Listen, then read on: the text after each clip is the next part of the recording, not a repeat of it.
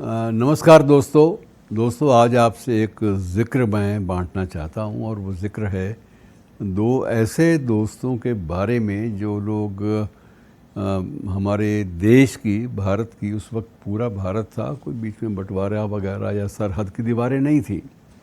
और वो दोनों दोस्त अपने मुल्क के लिए, अपने मुल्क की आज़ादी के लिए, अपने देश की स्वाधीनता के लिए संघर्षरत थे और जेलों में उनका ज़्यादा वक्त बीतता था। ये काकोरी केस जो अगर आपने स्वाधीनता संग्राम का इतिहास पढ़ा है तो काकोरी का डकैती केस भी चर्चा में ज़रूर आपने देखा होगा। उसमें भी दोनों की जो शमूलियत थी, दोनों का जो एक प्रकार से यारी दोस्ती वहाँ भी कायम रही और दोनों उसमें शामिल थे। और मित्रों, सबसे बड़ी बात मैं जो आपसे कहना चाहता हूँ कि राम प्रसाद बिस्मिल, उनको बड़े अदब के साथ पंडित राम प्रसाद बिस्मिल कहा जाता था। तो पंडित जी महाराज जेल में भी अपना वो हवन यज्ञ ज़रूर करते थे, संस्कार आर्य समाजी थे, तो वो उस वक्त इन चीज़ों से रह नहीं पाते थे, संस्कारों की बात थी।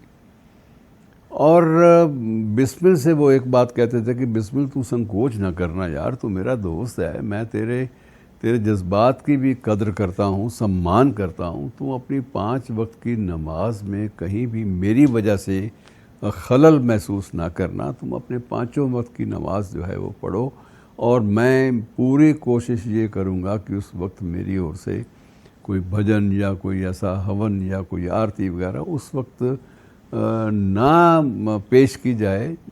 ऐसा मैं कुछ नहीं करूँगा जिससे तुम्हारी नमाज में खलल पड़े, लेकिन तुम अपनी 5, और ये भी सही इतिहास भी गवाह है कि अशफाकुल्लाह 5 वक्त के नमाजी थे और राम प्रसाद बिस्मिल कट्टर आर्य समाजी परिवार से थे, लेकिन दोनों के बीच में दोस्ती और एक ही लक्ष्य की ओर दोनों का संकल्प, उसमें कहीं कोई तब्दीली, कहीं कोई बदलाव, कहीं कोई फ़र्क नज़र नहीं आता। तो मित्रों, इन चीज़ों को जज़्ब करना सीखना चाहिए हमें कि ये इन चीज़ों से परहेज़ कैसे रखा जाए, आपसी नफ़रत से जो बेवजह हम लोग बाना नफ़रत का पहन लेते हैं, जहर उगलते हैं और उसमें बड़े खुश रहते हैं।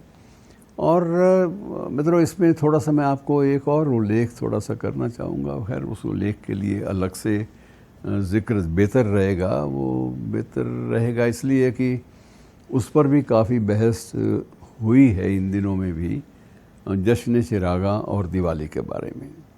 तो बहस का मुद्दा क्या था, इस पर अगले प्रकरण में, अगले एपिसोड में हम लोग चर्चा किसी भी एपिसोड में करेंगे। दिलचस्प बहस है और सबका उस बहस का और इस दोस्ती का तकाजा यही है कि यार जहन में जहर मत पालिए, जहर मत पनपने दीजिए। जहर अगर आपके वहाँ से एक लावे के रूप में उगलेगा आपका जिस्म या आपका जहन, आपका मस्तिष्क, तो यकीनन आप अपने उद्देश्यों की प्राप्ति के लिए, अपने मकसद की पूर्ति के रास्ते में से आप पूरी तरह भटक जाएंगे और आपकी नज़र सिर्फ नफ़रत और सिर्फ छोटी छोटी तंग दिली की बातों तक सीमित हो जाएगी। शुक्रिया दोस्तों।